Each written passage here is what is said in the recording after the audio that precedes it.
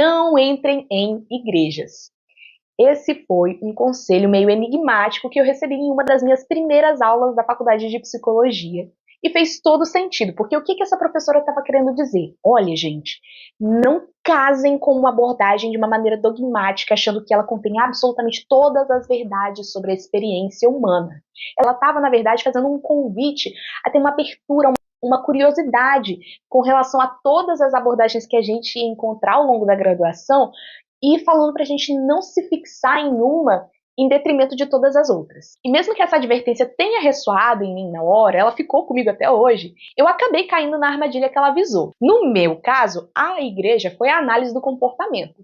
Embora eu tenha me enveredado por outros caminhos e me tornado uma psicóloga da abordagem centrada na pessoa, durante toda a graduação eu acreditei que eu tinha encontrado a verdade sobre o ser humano dentro da análise do comportamento.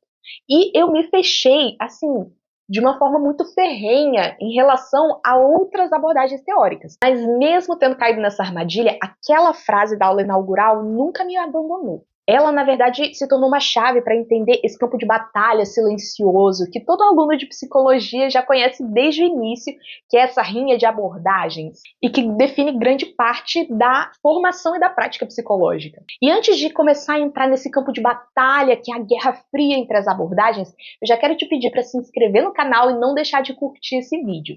Mas vamos lá! Não deve ser novidade para você que existe uma certa tendência da gente ser apresentado às linhas teóricas por professores muito apaixonados que acabam dando uma certa impressão de que aquela abordagem é a mais holística, a mais completa, aquela que entende o ser humano da melhor forma possível e às vezes quando ele fala de outras abordagens acaba parecendo que elas são um pouco reducionistas e até um pouco caricatas. Quem nunca viu um psicanalista descrevendo o behaviorismo como um sistema superficial que só trata de estímulo-resposta? E um analista do comportamento que fala do humanismo como um bando de discussões filosóficas que não tem nenhuma serventia, sem aplicação prática, sem eficácia comprovada? Ou o humanista olhando para o psicanalista e dizendo que ele é absurdamente pessimista e determinista e que ignora completamente todo o potencial humano. E assim, nessa disputa, toda abordagem conta com os defensores que são mais ferrenhos e que a consideram como a mais adequada para lidar com o sofrimento humano. Todos achando que a sua abordagem é a mais completa.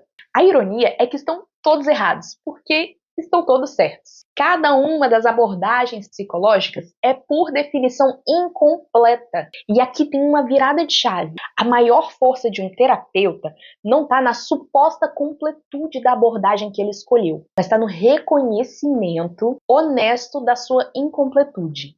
Porque, olha só, para ser brilhante em iluminar algum aspecto da experiência humana, toda linha teórica precisa lançar muitas outras facetas na penumbra. A análise do comportamento, por exemplo, ela oferece ferramentas de um potencial inegável para compreender e modificar padrões comportamentais. Mas, para atingir esses objetivos, ela metodologicamente precisa colocar em segundo plano a investigação do inconsciente, que é um território que a psicanálise desbrava muito bem. A abordagem centrada na pessoa, ela foca na capacidade de atualização do indivíduo, mas ela não se propõe a mapear as contingências ambientais com o mesmo rigor que o behaviorismo. A força de cada uma delas está no seu foco, mas a limitação também. E a verdadeira formação do psicólogo não deveria ser sobre escolher a melhor abordagem, a melhor igreja. Deveria ser sobre aprender a enxergar a arquitetura de cada uma, reconhecendo onde estão os seus pilares mais fortes e onde as suas paredes terminam, se abrindo assim para a paisagem que surge além. E essa perspectiva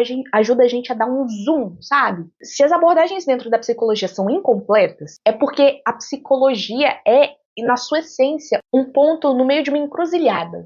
O seu objeto de estudo ele é tão vasto, ou seja, a subjetividade, a experiência humana, e é tão multifacetado que não cabe dentro de uma única disciplina. A gente sabe que a psicologia recebe contribuições da sociologia, da biologia, filosofia, artes, aliás, de outros tantos campos quantos você queira colocar nesse mesmo conjunto. Tentar entender a psicologia de uma maneira isolada é como se a gente estivesse tentando entender um rio olhando apenas para a água, sabe?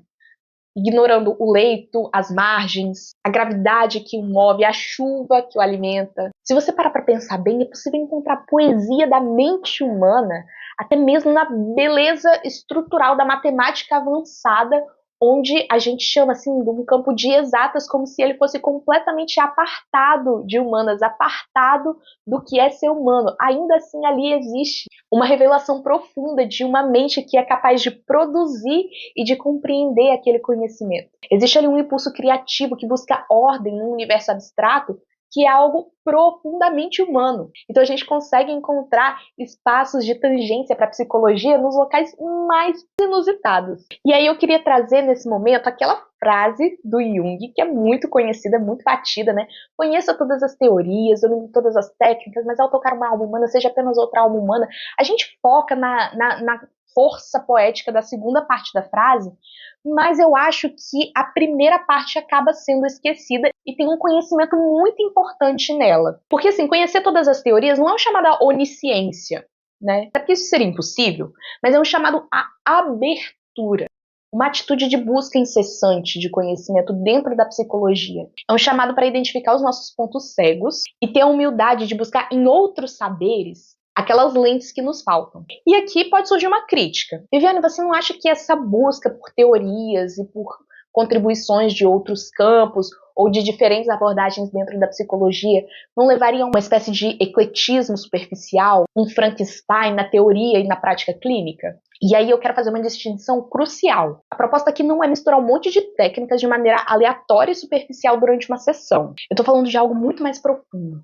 Eu estou falando de enriquecer o repertório do terapeuta. Quando a gente bebe da filosofia, das artes, ou de abordagens que são diametralmente opostas àquelas que a gente tem mais carinho, a gente não está colecionando ferramentas para aplicar. A gente está ampliando a nossa capacidade de compreensão, aprofundando a nossa escuta e refinando a nossa presença. Porque um terapeuta com um universo interior mais profundo e complexo, ele está mais preparado para acolher a complexidade do outro, independente da abordagem que guia a prática dele. Essa convicção, ela me levou até a tomar uma decisão muito importante na minha jornada de formação contínua. Depois de fazer pós-graduações focadas na área da clínica, eu decidi escolher um caminho diferente. Eu entrei numa especialização em literatura, artes e filosofia. E isso não é necessariamente um desvio da minha formação em psicologia. Isso é, na verdade, uma busca deliberada por novas linguagens para pensar o ser humano, ou seja, por outras formas de tocar esse fenômeno que, em última instância, é o que bate a porta do consultório. E eu entendo que nesses campos em que eu sou uma mera aprendiz, eu sou uma iniciante, existe um enriquecimento que é vital não só para minha prática, mas para minha própria subjetividade. E assim, para fechar essa ideia que eu estou trazendo da gente aprofundar as nossas jornadas formativas para além